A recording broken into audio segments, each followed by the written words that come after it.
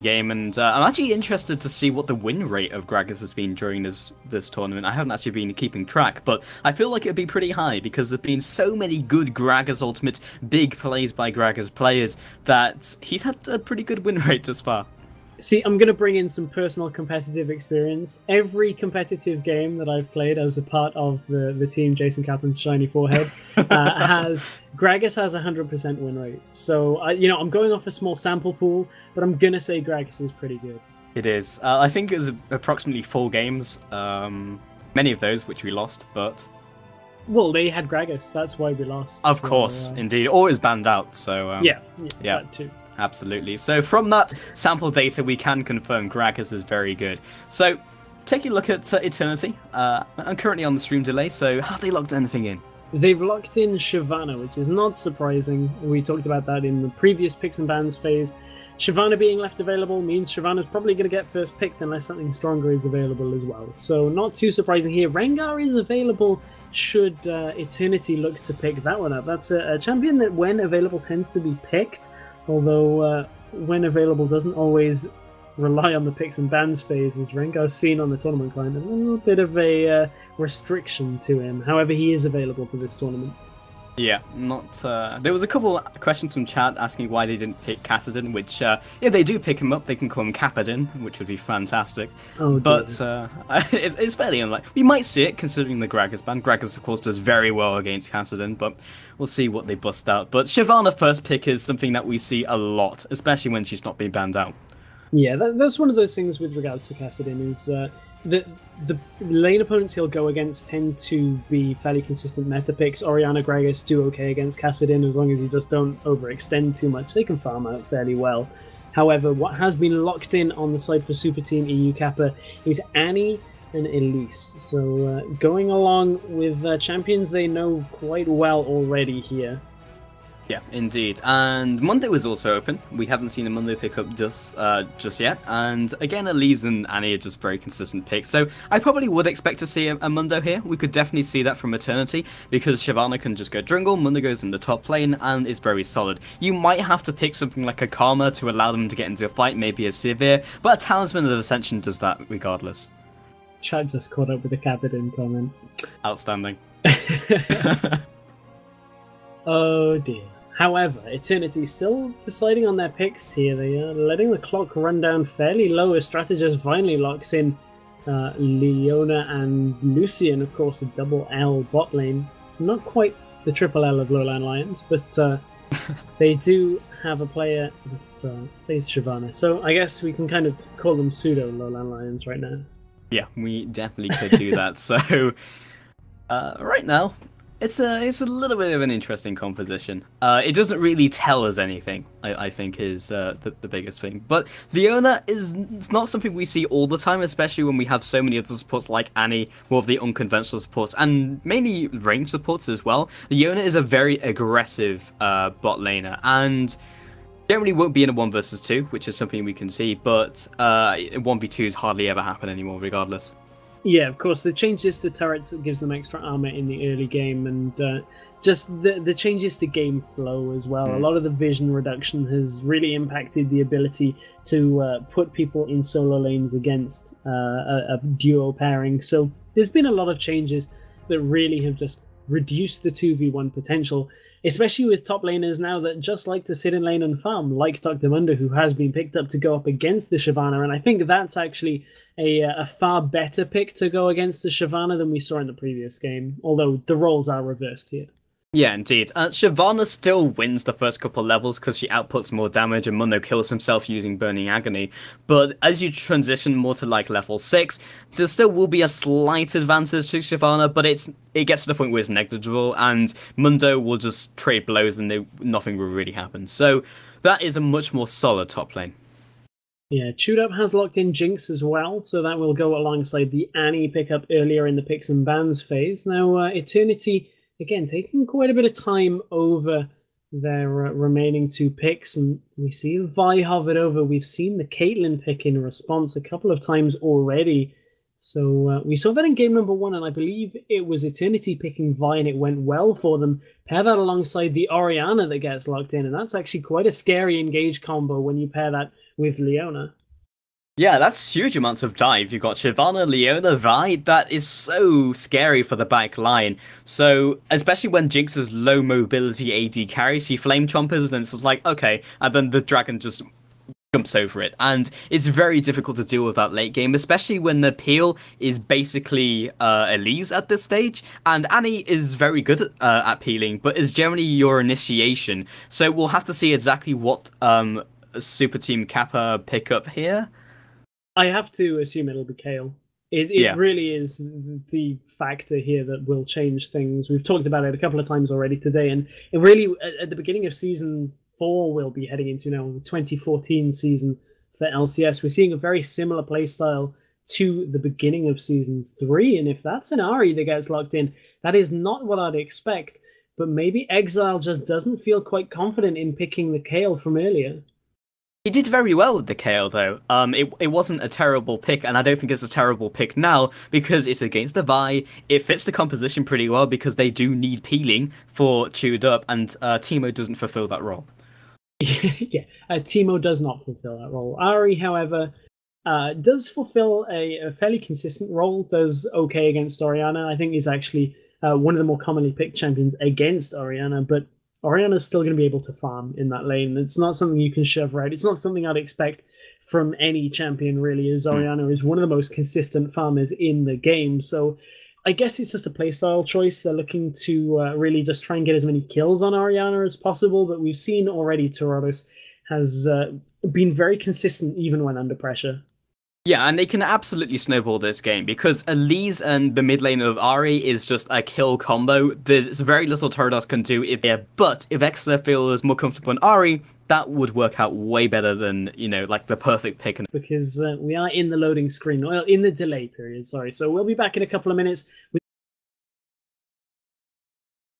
We're live with game number 3 here for the Scan Invitational, powered by Creative Sound Blaster, Netgear, and Be Quiet. Game number 3 between Eternity and Super Team EU Kappa, and Yerrow nearly getting caught out there in his own mid-bush. Yeah, not what you want for the first couple of minutes of this game stress. That would definitely not be at all what they want. But Super Team EU Kappa are looking very strong. I always called them something else because we've just been having a different conversation. Ginsu find themselves caught by Moaf. We'll be jumping into that blast shield, and not too much happening in this early game. Nearly struggling with the Kappa, but you can never have too much Kappa, as we've seen plenty of it in chat. But nevertheless, Eternity look really like they want to get any kind of invade here. They're going very aggressive, heavily shoving Super Team out from their top jungle. So they do establish wards. How will they use this?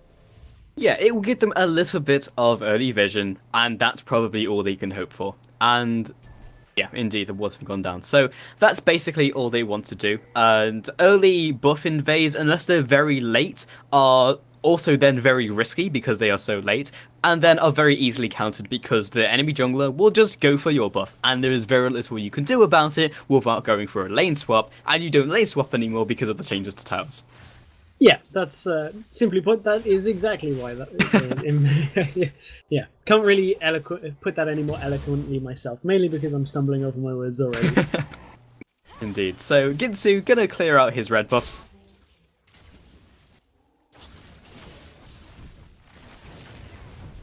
Hello, Mike, good day.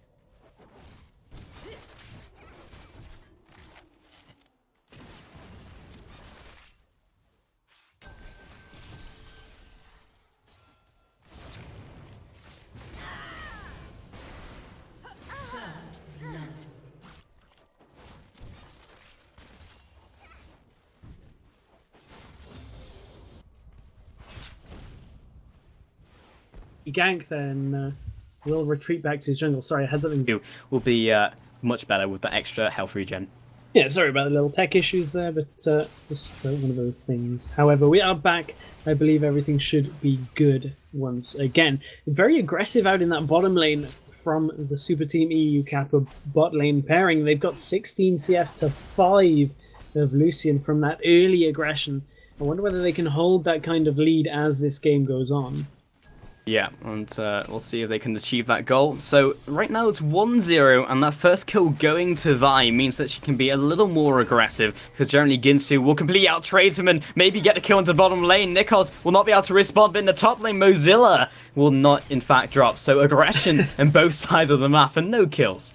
Yeah, aggression for no kills, but again, these two teams are just fighting tooth and nail against each other, just trying to get whatever advantage they can. Mozilla's going back in, sorry, Maweth is going back in on Mozilla in that top lane, and they're going to trade back and forth. And in the bot lane again, there's a Flame Chompers have landed, and that's the first kill for the team of Super Team EU. Yeah, Stratos falling, and Nikos will just go ahead and recall. In fact, he's going to stick around for the CS. He probably doesn't have anything to fear. I say that, and now he'll die because of Curse of the Commentator. But he's going to move away from this turret. In fact, no, he walks back into it, and will re-engage onto Chewed Up. The aggro still being taken by Yarrow. Moves out. Ooh, very close. Chewed Up ticking down with the Ignite. Nikos will not fall. Very tight. Has to be careful that he didn't take too much damage from that Siege minion there, but it looks like Super Team EU, even while being very low, they know where the positions of Eternity are, so they're going to be able to put more damage down onto this turret and even push that minion wave in, trying to really just stop Strategist from getting as much experience as possible. Yeah, so right now this brings the score to 1-1, and a large CS advantage to that. Jinx results in the Vampiric Scepter and the double Doran to play, so really looking to commit himself to this laning phase. Gyarados has been caught in the middle lane, doesn't land a cocoon just yet, and Exeler just following through. Mowoff comes in for the counter gank, and Ginsu just disengages completely. Yeah, and that the charm gave them the amount of time to make that decision, allowed them to see Maweth coming into lane, so knew they weren't going to go aggressive into that one. And Super Team EU just look a little bit more comfortable in this beginning of the game. Even though the gold is even, it just feels like they're the ones controlling the pace a little bit better of this game. Yeah, absolutely. So we'll see what happens as we transition towards the middle game. And now I guess time is to look at who actually does transition better.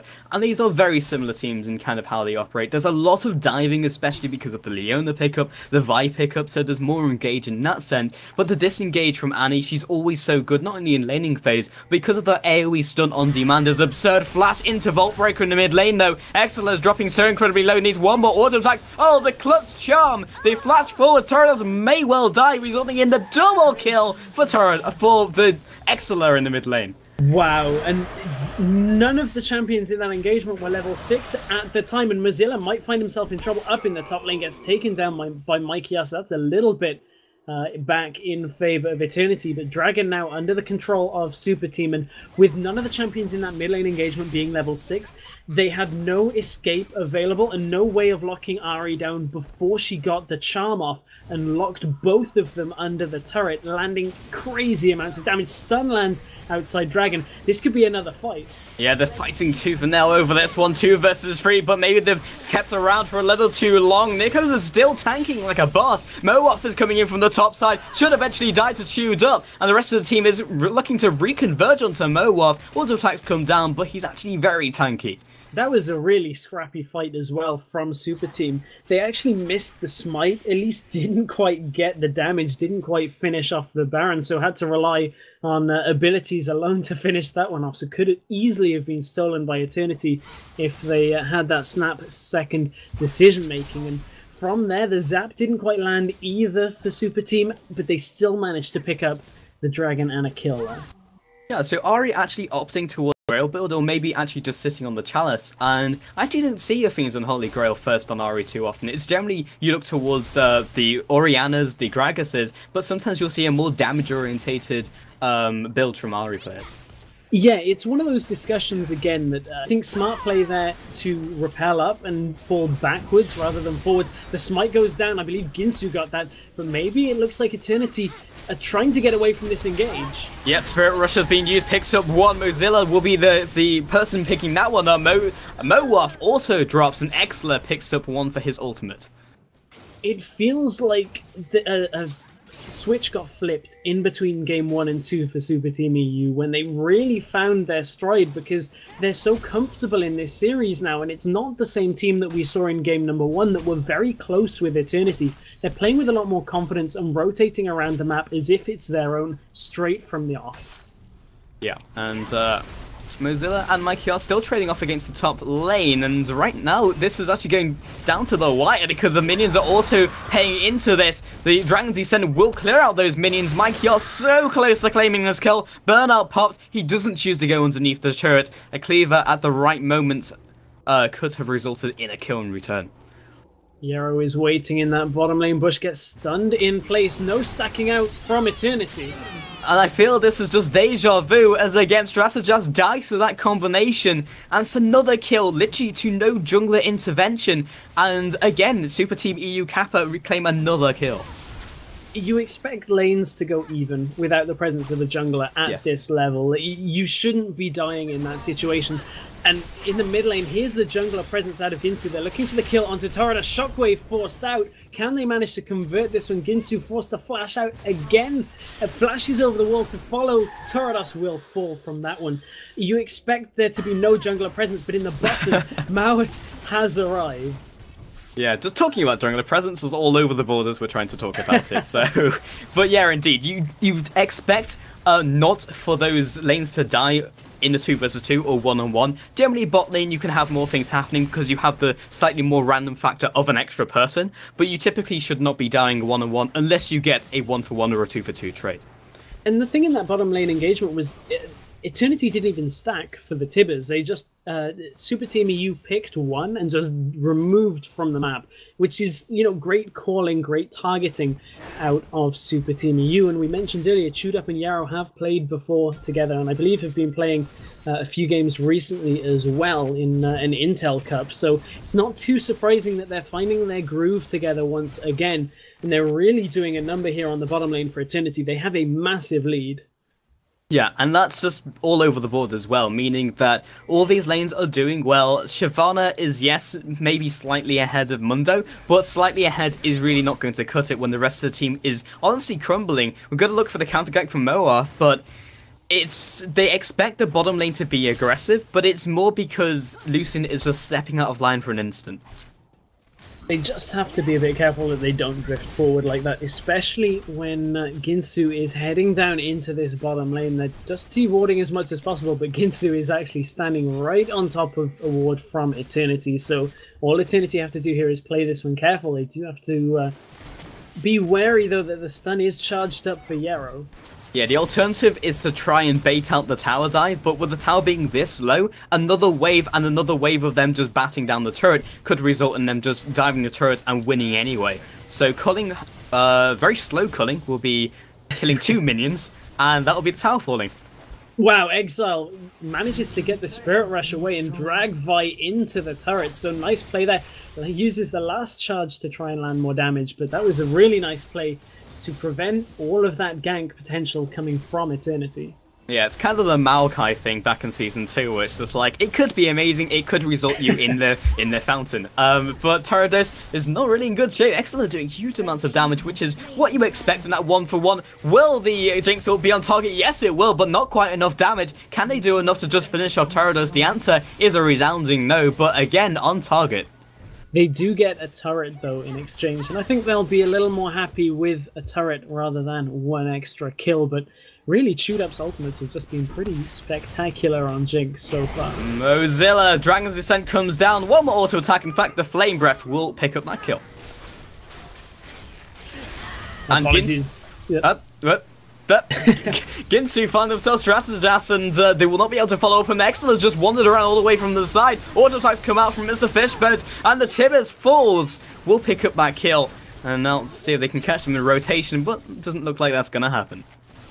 Got caught drinking water. My thirst was interrupted. However, that was another good pickup on the side of Super Team EU, and again they're playing with this confidence that we kind of wouldn't expect from a team that have had a replacement. But although, as we mentioned, they were former random XTD, so have played a lot of games together in Ranked 5, so it's not surprising that the 4 of them are meshing quite well, as you'd expect. Yeah, you almost caught me drinking water earlier in the cast. I'm glad you were the first one. But yeah, it's something that as a caster you can't really, handle, because you can't tell if the other person is drinking water or not. They're not right next to you. But yeah. I'm just hoping that you're not drinking water again there, Stress. No, I wasn't. I'm actually trying to coordinate with Ocelot's team to make sure that we can secure streaming for our final best of 3 of the day. So apologies if I'm a little slow to respond now and again. But in game number 3 here between Eternity and Super Team EU Kappa, and this is our first game 3 of the day. Yeah, indeed. We did have some troubles before with some of the teams, but Moav jumps forwards, gets the combo out. Mozilla is not really long for this world, and will drop for that superb gank with the Assault and Battery used. And now Super Team have taken away the red buff in the... No, they're clearing it out, actually. Saw them finishing the end of that one, but neither member is wearing that red buff. However, they're closing in on Eternity. Yeah, Nikos has been caught out, Spirit Rush has been used, Strategat will eventually be falling to Chewed Up, at least drawing him away, but in fact his ally will also drop in the process. So 2-0 trade, and Super Team EU Kappa draw themselves even further ahead. Now Eternity will look to consolidate anything that they can here. They're quite well. They're 5,000 gold behind already, nearly 6,000 actually. But they've got to be careful they don't get picked off.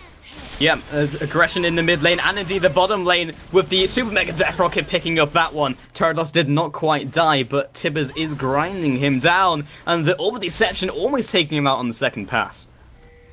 Now Super Team are having to fall back a little bit in this middle lane as Yarrow is fairly low. The Kappas I can see are flying through chat here, but we wonder how Super Team EU can accelerate this game through. 2 towers in their favor. They need to look for that third, and that exactly is what Mozilla is doing in that top lane. Yeah, hopefully one day my dream of like Franka and Kappa going head to head in the game will be happening. Super Team NA Franka would be great. Now, Ginsu and Chewed Up will clear that ward out down in the bottom lane, but without Dragon being available yet, they really don't have the objectives focused quite yet. I would imagine, need to start rotating people around to that top lane to try and get that final tower down, and then prepare for a Dragon, as it will be spawning in 2 minutes. So, would like to see a bit more rotation play out of Super Team EU, but it's one of the more difficult things about playing as a team, is getting your rotations right. Yeah, but now 13-5, surprisingly, is 6k in the head, which is significant, but it's not game-ending. And because so few objectives have been taken, there's a lot of time to come back into this game, because they're going to, at some point, try to take down objectives, and they have a very good team-fighting team to stop that from happening. Spirit Rush will be caught during its animation. Tyrados caught in both of the Orb of Deception passes. Nikos comes in towards the middle lane, an ultimate across will not quite land on the Tyrados, but Vi picking up the kill in the meanwhile. Yarrow backing off, Solar Flare comes down, doesn't get the stun portion. Teleport now comes out from Mozilla, who arrives at this teamfight, does not quite connect the cleaver just yet. Moav juking back and forth, jukes the cleaver, and does get hit by the Incinerate, but not the stun. Chewed Up coming forward, Zap comes out, gets excited, but no one to jump onto. And this could result in an inhibitor turret. This is a siege minion wave, and they have Tibbers on full health, so they will send all of them in to look for this turret. But I believe they got distracted slightly by the fact Mikey R was trying to rotate around behind them. However, that will be a turret for Super Team EU. Will they be able to get the inhibitor? My thoughts are no. Yeah, and if they hadn't hesitated, because most likely Ginsu was screaming on TeamSpeak, "Help, Mikey R is after me," then he probably would have been able to pick that up as well. But it's because of that great play and that great timing just to push away the jungler.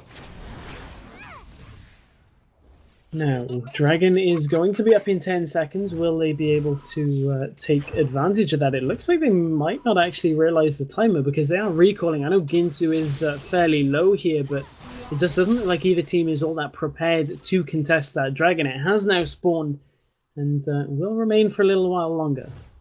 Indeed. So right now, we've got the Deathfire Grasp being picked up by Ahri, and we were talking before about sometimes you see the Fiend's Unholy Grail first, sometimes you'll see the Deathfire Grasp first, but is Fiend's Unholy Grail into Deathfire Grasp something that's all that common?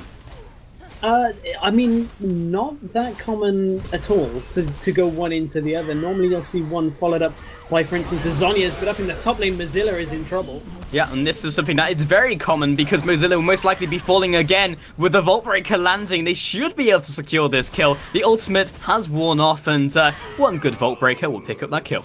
However, Maweth being up in that top lane, of course, allows that dragon to be taken down by Super Team EU uncontested. The culling has been forced out in this bottom lane to chunk through the minion wave, but that tower is so low health that I think Super Team may just look to push that one down on their own.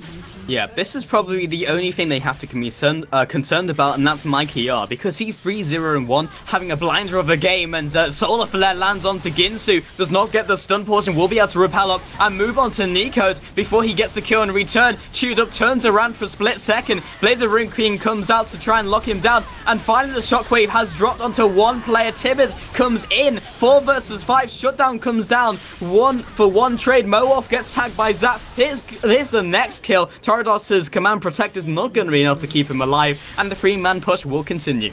And again, they have Tibbers on full health, so they can send him in to tank down the tower. He did take a couple of hits there from Torados, so didn't survive all that long, but it should be long enough for Super Team to take down another inhibitor turret, although they're getting distracted by Torados. I'm not sure that that's the right choice to make there. I would have probably have opted for the turret rather than the kill.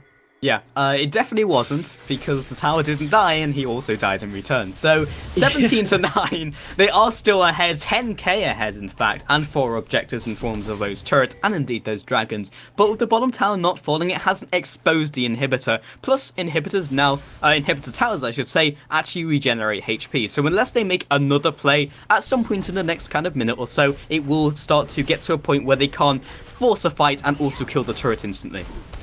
I kind of feel like, had that turret gone down, it would have been very difficult for Eternity to have really contested in this game, even though they had both inhibitors still available. Having open inhibitors means you have to be incredibly careful where you take fights, because Chewed Up, being 7-1, can just get in with 1 or 2 members of his team and take that inhibitor down straight away. So, again, I really would have preferred to have seen them take down that inhibitor turret. Yeah, we'll see if they can make another play on it, because it's not going to get to the stage where it's going to be a factor in a team fight, because sometimes you can just nuke it down and then go for a fight underneath it anyway. But at 600 HP, it is still significant without minions. And we'll see Mozilla 1-4-2, and has just picked up his second big tank item, but has been the only kind of weak point on the roster of Super Team EU Kappa. But it's not meant that, like, Shyvana has scaled out of control, so it's not something they have to be worried about. And now, as expected, the 1-4 split here for Super Team EU. They will look to push down in that bottom lane, but they're actually going to spread out as they think they found Torados. Yeah, and the charm will come through, does not quite connect, got the last charge and doesn't quite connect his Orb of Deception, but with the rest of the team moving around the side, minion wave cleared up by Strategas, and not sure if they can quite see just one in. They're actually going to commit Shyvana down here as well, which will mean that Mundo will eventually become a factor. Yeah, that is the first turret for Mundo, but how will Super Team EU respond here? They've got home guards out from Eternity already on 2 champions, so they have to be careful that they don't overextend in this bottom lane. The funny thing is, despite Mundo not doing well, the only one who can deal with him is the only person who is doing well on the team of Eternity. So they can't actually utilize Shyvana being so fed right now in the bottom lane without meaning that Mundo will just take all the turrets he wants. And in fact, they have gone for this engagement. Whoa, jumps up. The Solar Flare comes down, and already Elise has jumped so far into the back line. Ultimate comes out, the Super Mega Death Rocket, but they're all slowly being chunked down. They are so low, all about 20% HP on each member of that team. And that Mozilla picks up 1, and they do have a strong enough lineup to potentially take this turret. Tibbers is alive, and the next minion wave comes out. Ginsu's just going to try and protect that first minion. Flash Rod by Yarrow. Cleaver comes across and picks up another 3-for-1 trade. Not sure if they can even take this tower though. Ginsu drops so low, and in fact, they keep her alive. Yeah, without Chewed Up there, they can't really push in, and Ginsu forced to repel to try and avoid any tower aggro. And Maweth may have overextended there. There's another engagement in mid. The Strategist will pick up the kill. They do pick up the kill onto Vi, and now can't get the turret. And in fact, Elise just wandered into the turret and died regardless, even though Moab had tripped up on the timing of Repel. So another 1-for-1 trade, and now Mozilla trying to back off and not get locked down by Nikas as he comes in from the side, and Solar Flare is still on cooldown. This is what I'm talking about Super Team overstaying. They couldn't take that turret and they end up falling for it. And now Yero has really overstayed in that bottom lane and he's going to get surrounded. Yeah, that's one of Yero's bigger issues as a player, and it's usually due to warding, but this time just in the bottom lane, Terados will eventually kill him. Any second now. There we go. Got him. Delayed kill there, or they just wanted to make sure Yero got enough wards out in that bottom lane as possible, but again, they're not able to take down that bottom inhibitor tower, and I'm wondering how much that's really going to frustrate Super Team EU, that the fact that they're not converting these team fights into the advantage that they need to. Tarados uses the shockwave, doesn't quite pick up Shoot Up, but Shoot Up may be about to feel the wrath of Mykiar and Maweth coming from the side. Yeah, that 3000 Elo shockwave not connecting means that they're going to have an issue when it comes to the next team fight, and they may just have to wait for that now.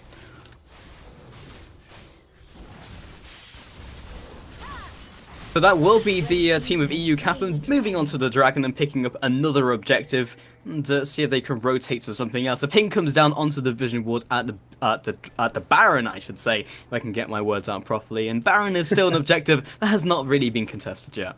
Yeah, apologies again for any little blips in casting. It's just making sure that we can broadcast our last series of the day following this. However, there's the ultimate from Mykiar. Indeed, they go for this engagement. Mozilla is still there, just grinding everyone down. Excellent comes in from the side, almost instantly deletes Stratajas, and the Zenith Blade will not quite connect as we've got the Shield of Daybreak knocking down Exeler into a stun, not quite underneath the turret. One kill, and this very well could be the game as the bottom tower will finally fall. That has been the most valuable bottom tower of all time, but now the inhibitor should be dropping, and 3 versus 5 means that if they do lose 1 or 2 more members, the game will be over. Mowa, the Timekiss member, will be dropping. Shockwave lands only onto Mozilla, perfectly timed. Repel comes up from Ginsu, and I'm not sure if they can go any further. Another 10 seconds left onto Shyvana. Stratajas dies, and Get Excited means the second kill comes out. This might be the GG, and it has been called by Terados. Yeah, I wonder whether they are going to forfeit here, as the super minions are about to breach the base from the mid lane.